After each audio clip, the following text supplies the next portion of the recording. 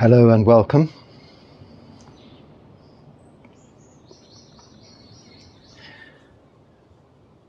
Thank you for your comments and your questions. You're always welcome.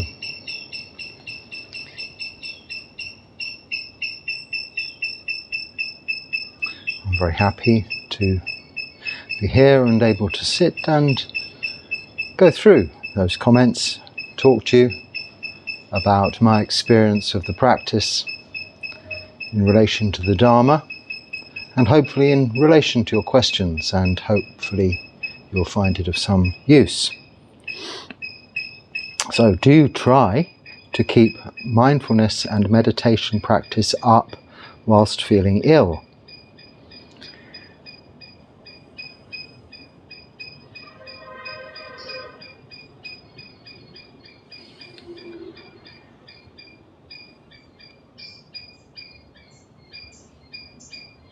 So if someone's under the weather at the moment, feeling a little unwell, and they don't feel the need to force themselves to practice, but was still curious if others make the attempt, or if they just let it pass and get back to it when they feel better. Well, there's two things there: mindfulness and meditation. Samasati, samasamadhi. So the seventh and eighth factor of the Noble Eightfold Path. Mindfulness we should try to develop continuously, so that when we awake in the morning, from the moment we awake until we go to sleep at night, we are maintaining samasati, right mindfulness, continually throughout the day with regards to all of our daily activities. It isn't separate from those. Sati sampajana is mindfulness of everything.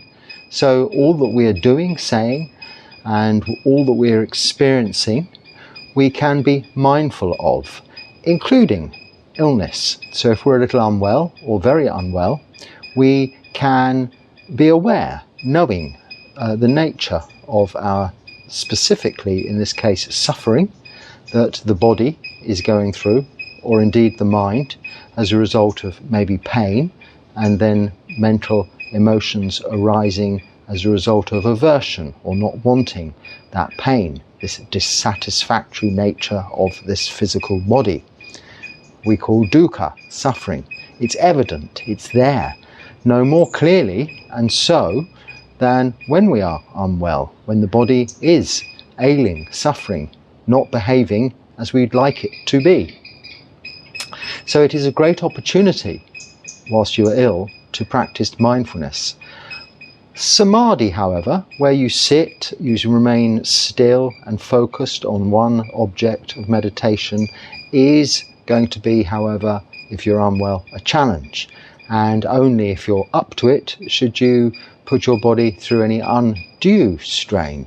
Now, that's not to say that you cannot continue with some degree of samadhi practice, sama samadhi, right focus or right concentration. You could use, in this situation, maybe the pain as a meditation object, where we have got used to using perhaps the breath as a meditation object, or a single word or a mantra as a meditation object. That can be exchanged for, say, you've got a broken arm or a broken leg, there's pain in the arm or pain in the leg. This could be the focus of attention.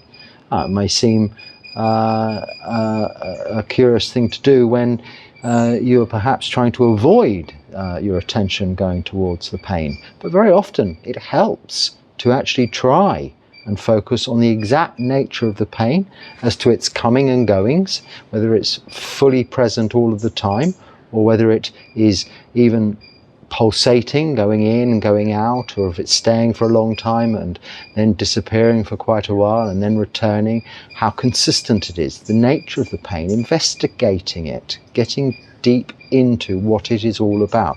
This actually takes your attention away from the mental aversion that may otherwise develop against the pain, because you're bringing all of your energy and focus in towards the pain. And often it is the case when you try and actually focus and pinpoint exactly on the nature of the pain, it becomes quite elusive. It moves, it just goes here and goes there, and you can't quite pin it down. And that in its very nature is an alleviation of that very suffering that you're experiencing there and then. Because when you see the anicca, the impermanent nature of the pain, it lessens the effect of dukkha, suffering, that pain is causing you. This is really using the practice in a practical sense. Practicing practically is a great coupling of words, because this isn't some ethereal practice we only sit and do when we're feeling at 100%. This isn't the reason the Buddha gives us all of these suttas and teaches us the Dharma. It is because he recognized that there is suffering. This is the main theme of all 84,000 suttas. There is suffering and there is an end of suffering. The Buddha himself said he teaches just two things, suffering and the end of suffering. We have the Four Noble Truths, which is an expansion upon that, being suffering, there is a cause of suffering, the end of suffering, and the path leading to the end of suffering being this Noble Eightfold Path, summarized in its categories of moral virtue, sila, samadhi, meditation, and wisdom, the developing of wisdom, sila, samadhi, panya. This really is the answer to what is the practice. It is the practicing of keeping moral precepts, the practicing of meditation, and the development of wisdom. And what is the answer to the suffering and to all of our problems? Well, it's knowing that there is suffering, firstly, and that it has a cause, identifying the cause of the suffering.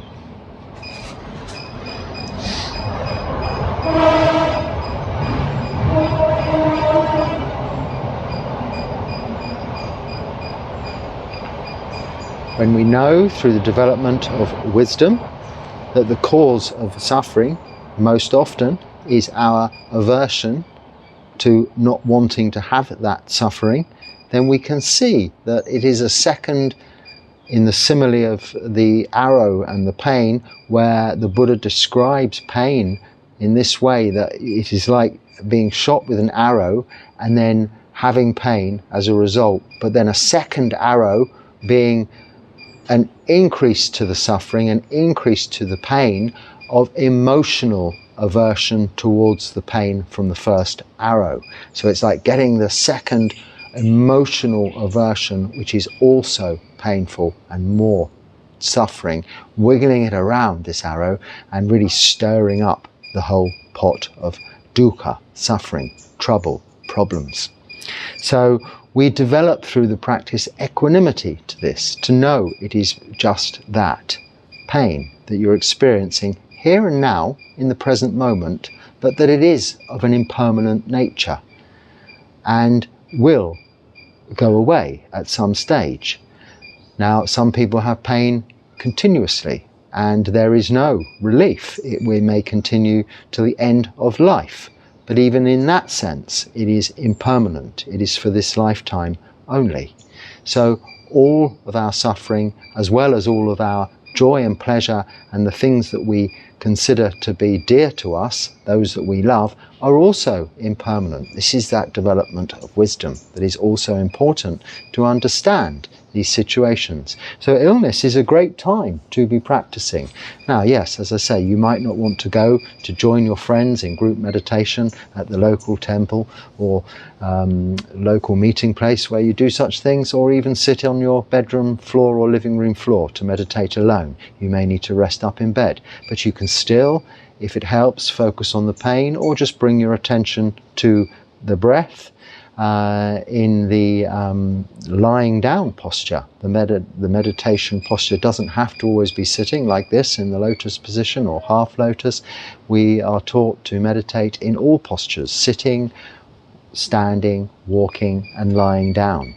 And this covers all areas in between, so sitting on a chair, but not just lazing around comfortably. So if you want to practice meditation whilst you're laying in bed because you're there for illness, you're suffering, you're ill, just lay straight on your back with your eyes gently closed and your arms, rather than moving around. If you're free to do so, just in a still position, and still maintain the focus on one thing, a meditation object. So that's generally what experienced practitioners would do. They would use the opportunity to experience the pain with mindfulness. And they can still, when given the opportunity, practice samadhi whilst ill. So this individual is aspiring to ordination. I'm 21 and have just started my career. And I'm also very interested in Buddhism and have been for the past year. I've been studying and doing a little bit of meditation. I've seen how the teachings of the Buddha are applicable in real life, and over time I find less meaning in worldly life. I'm not a materialistic person and have greatly reduced my ego, anger, and a few desires. I have a strong desire to escape samsara. Given these circumstances, I think practicing Dharma full-time in a monastery with the goal to becoming a monk is the best thing to do. An issue would be that the fact that my family is not too spiritually inclined, and taking a step like this would be very shocking to them. And they would probably tell me to wait for some time, establish my career and experience more of the world before I make such a big change. But to me, doing so would only reduce my chances of nirvana and pull me further into the traps of the 5 hindrances. I see no benefit in delaying my decision. What do you think is the best thing to do? So, for ordination, we require, when I first decided about ordination, both my parents were alive, but I was in my 40s. I still required, and we always require, the permission of our parents. Now, it isn't a bad thing, because we should go forward, or go forth, as they say when you ordain, with our parents' blessing, at the very least their permission, because otherwise you're going against their wishes, which is not a positive beginning. But what I would say to you is you're in the same position as most people, even in Buddhist countries, except on rare occasions, and perhaps, let's say, not rightly so. Parents might be pleased to send their children to the monastery for ordination. It gets them off their hands, it gets them education, fed, clothed, looked after, and trained well in moral virtue, in meditation and wisdom. But the reason should be that the individual is, as you are, seeing the benefits of the Buddha's teachings and wanting to attain to nibbana. We use the term nibbana, not nirvana, in the Pali tradition. It's much the same thing. It's freedom from rebirth into samsara, as you have identified as your end goal, to become free from suffering in this lifetime and not reborn again into this cycle of rebirth. The fast track route to this is through ordination, living in a monastery, in a community, being trained and having all of the time that you have to practice.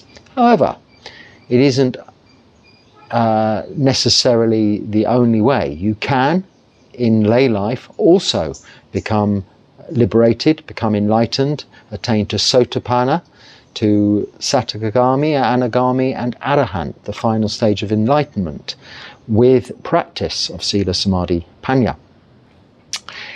You may consider it more difficult to do so because you have distractions of worldly life. But the Buddha gives us this beautiful and simple and easy way to adopt and adapt our living situations, whether we are monastics or in lay life, to approach all of those distractions and disturbances you're describing here rightly as the 5 hindrances of sensual desire, aversion, laziness, restlessness and worry, and doubt. These are just as present in lay life, or I should say these are actually just as present and evident in the monastic life as they are in lay life.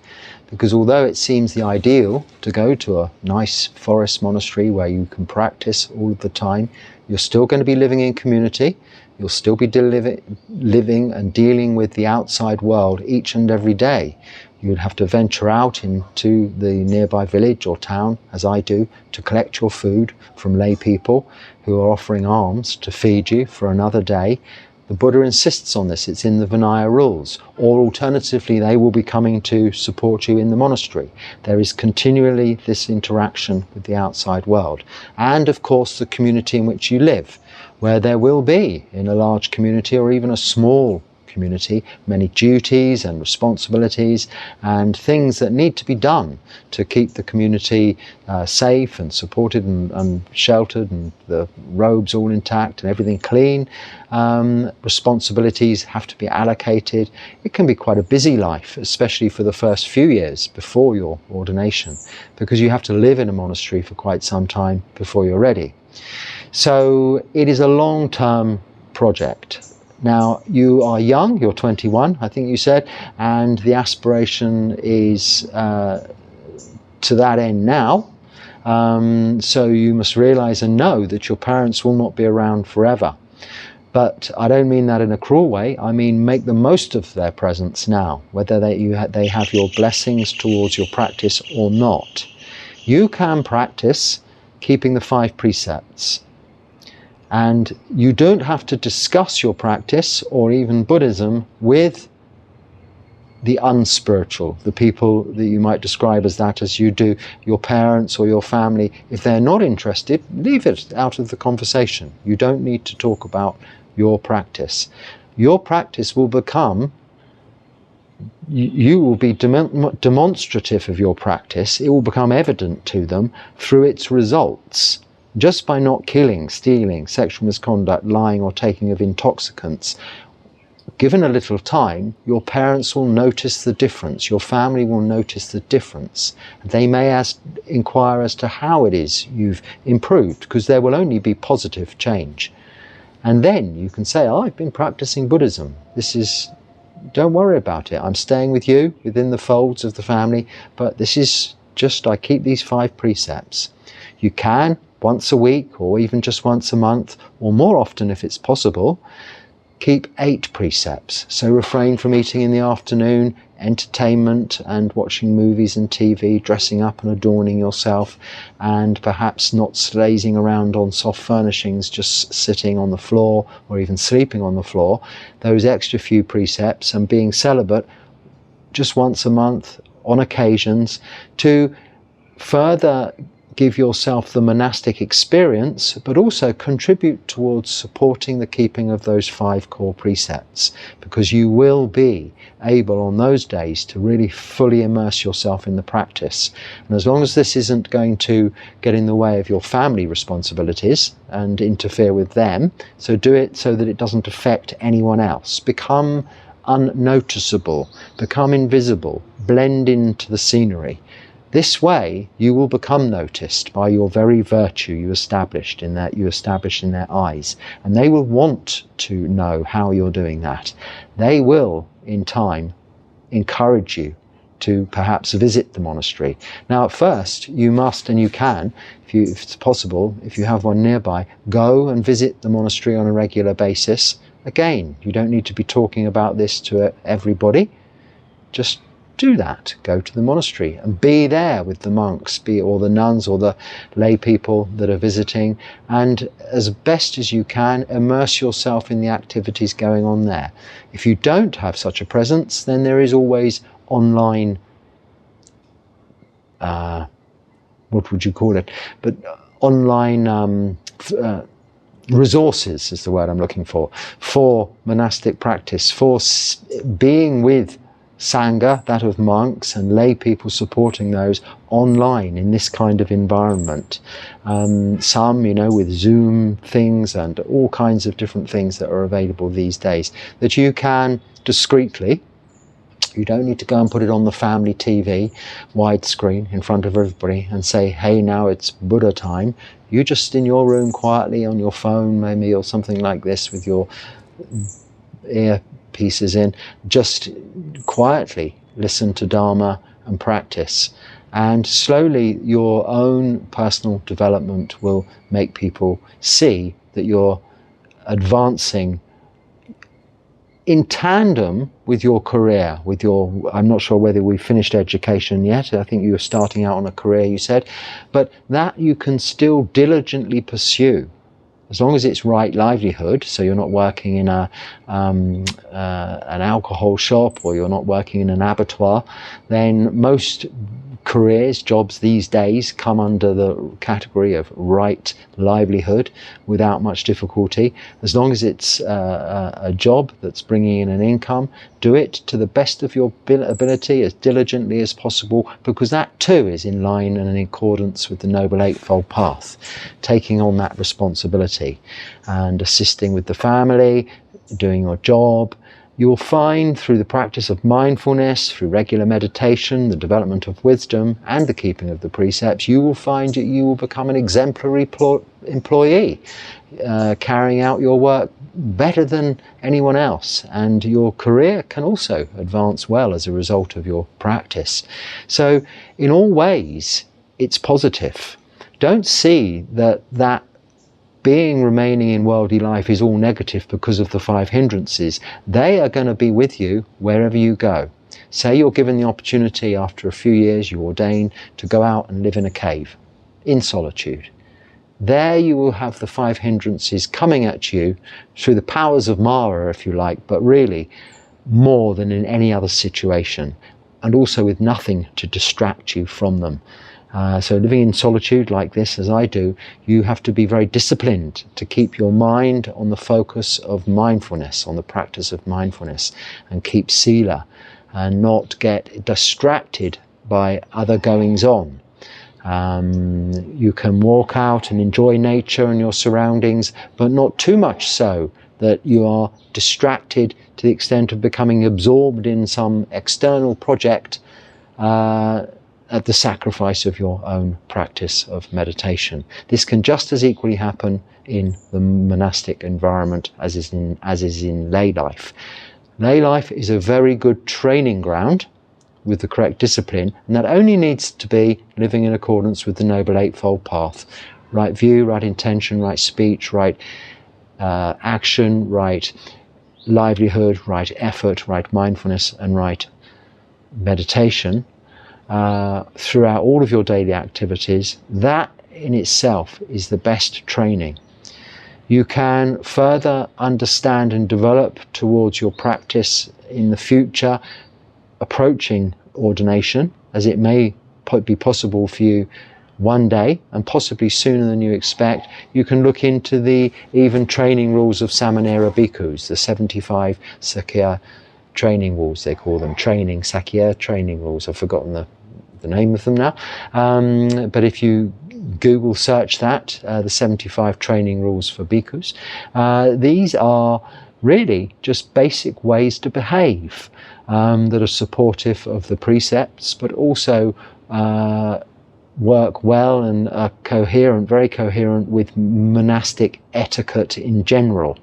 So that when you visit the monastery, when you first go to stay in a monastery if you get the opportunity, and then subsequently go to live in a monastery, you're very well grounded and prepared. So there's a lot of work you can be doing before you have the opportunity to go to the monastery and consider ordination. But it's all positive. So Anumodana to you, sadhu, sadhu, sadhu. I wish you the very best with your intention.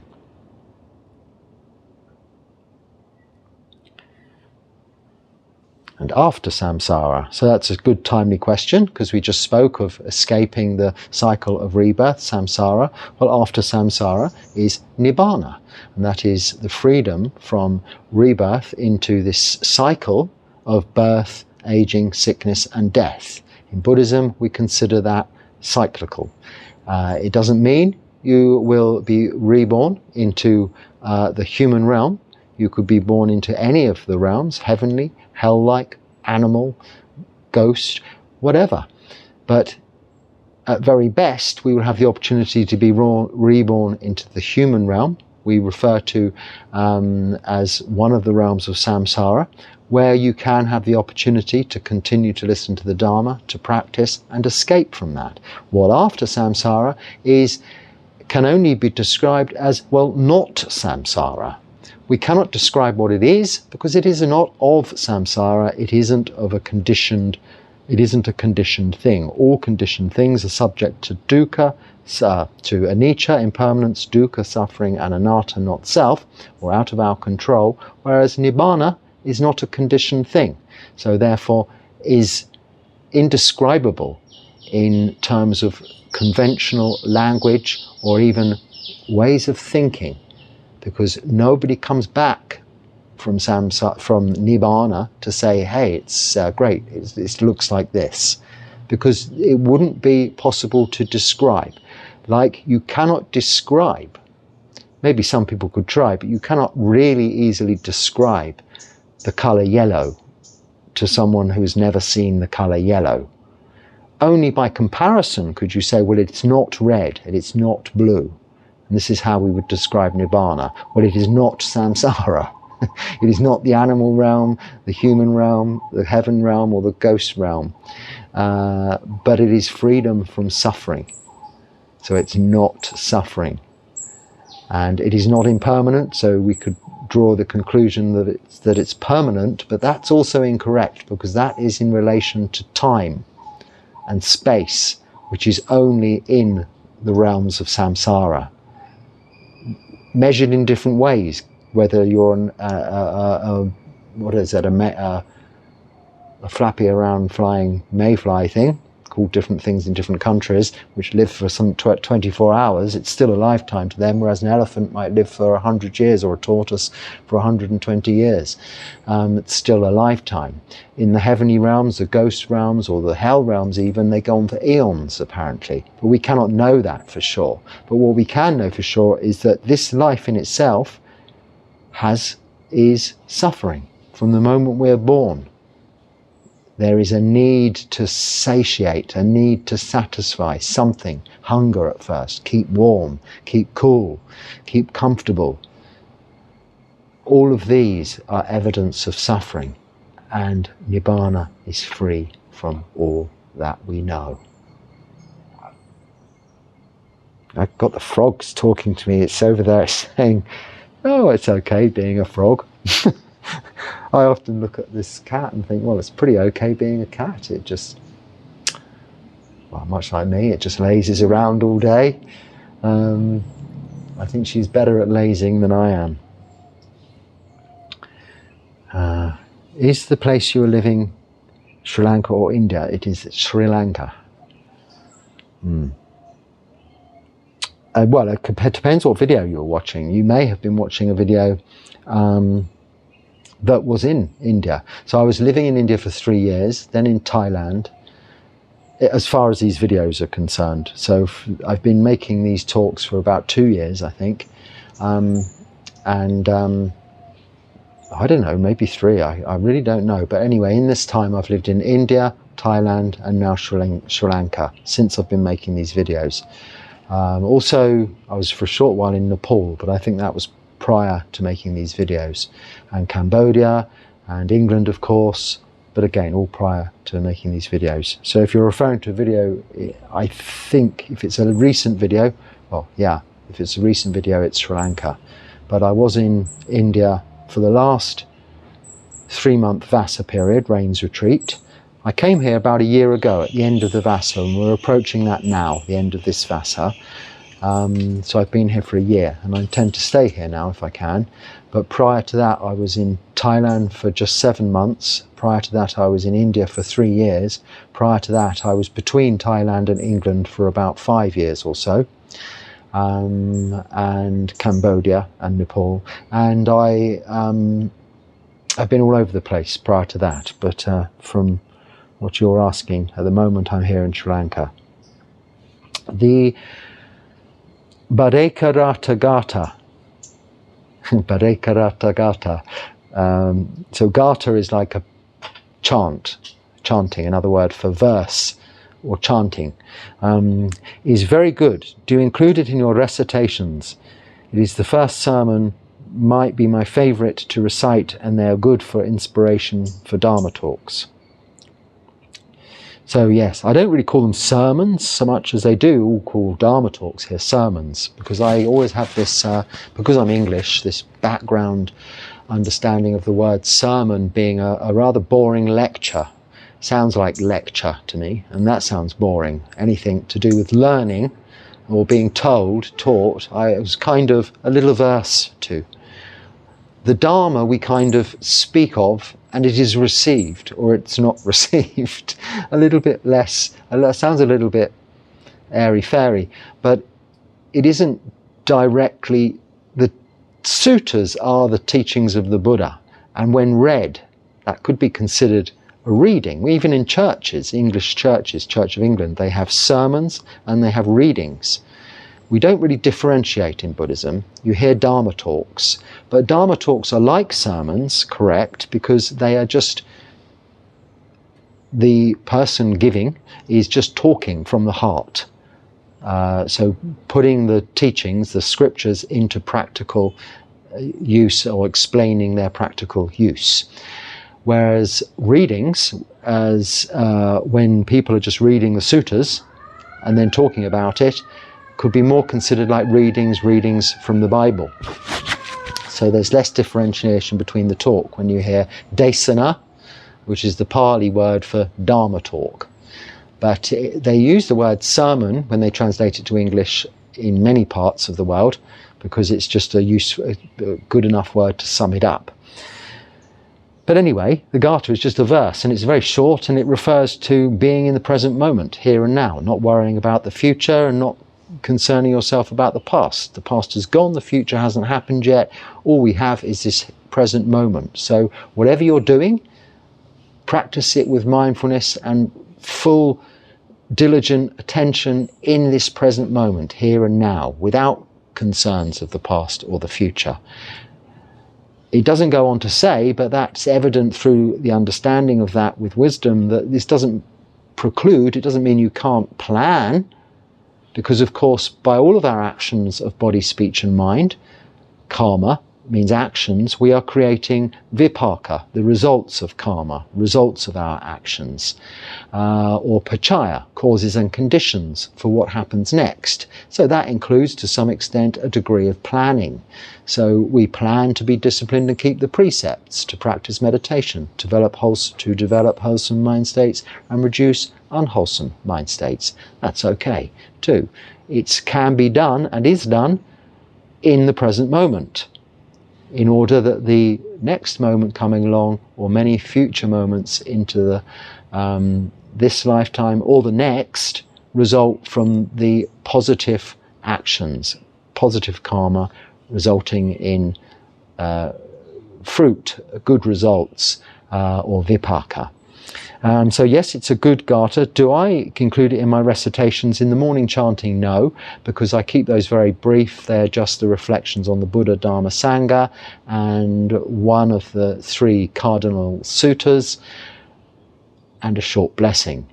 And sometimes the chants that they are familiar with and use here in Sri Lanka, which extend the homage to the Buddha, Dharma, Sangha, to the offering of incense, lights, flowers, and paying homage or respect to stupas, statues, and the Bodhi trees even, because the Buddha did teach that one could pay homage to these inanimate objects by way of reflection on their meaning, that the tree, the Bodhi tree, was the place under which the Buddha was enlightened. The stupas, for instance, are the place where the relics of the Buddha are held after his parinibbana. So useful reflections to remind us mindfully of the teachings of the Buddha and his lifetime and what he achieved, to inspire us in our own practice. So then there are many, many other gathas, short verses such as this, which is very good and very explanative, and I often say, please, yes, read the chanting book, and in your own language, its translation, understand, as this writer has done very well, how good they are at instructing us in our lives. Particularly don't need to recite it regularly, because I'm always trying to remind myself to come into the present moment, here and now. Okay, I think maybe one more. That kind of leads to another. So maybe two more, because I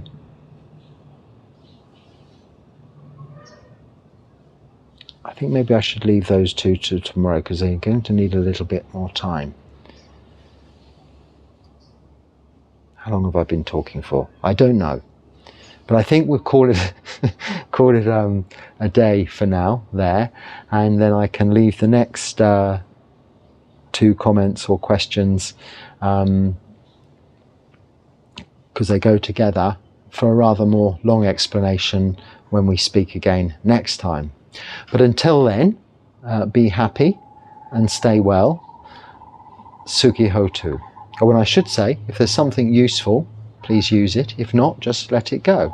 We say that because it is indeed not a sermon.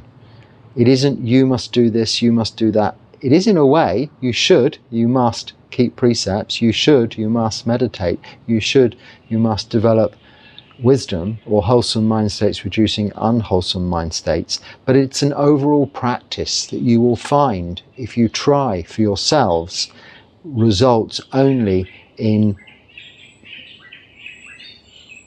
the fruition is only wholesome. It only has good results. That is enough for you to know experientially that the practice is useful for yourself.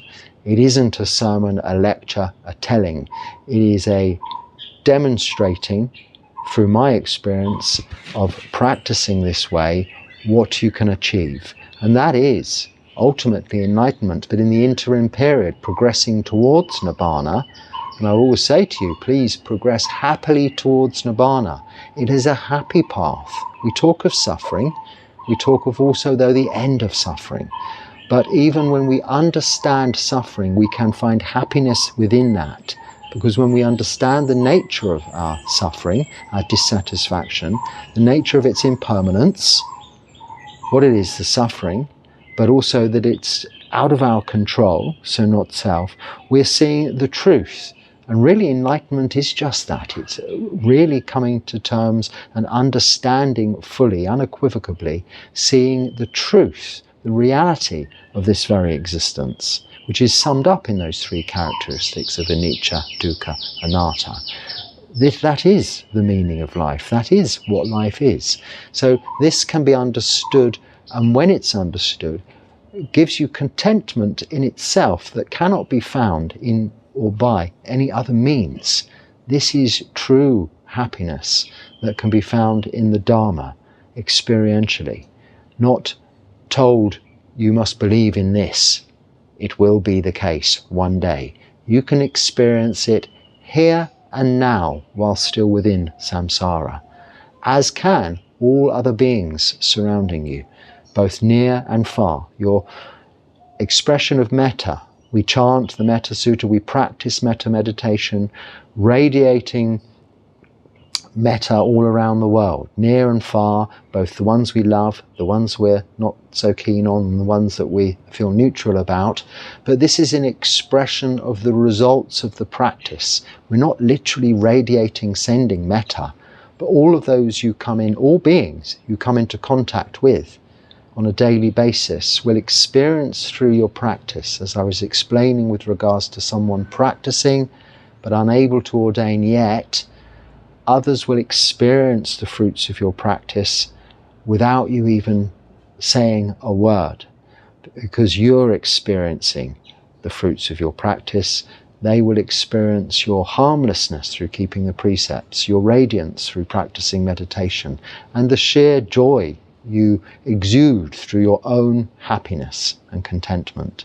So on that note, I should try once again to leave it there for use, or to just let go until next time. Sukhi Hotu.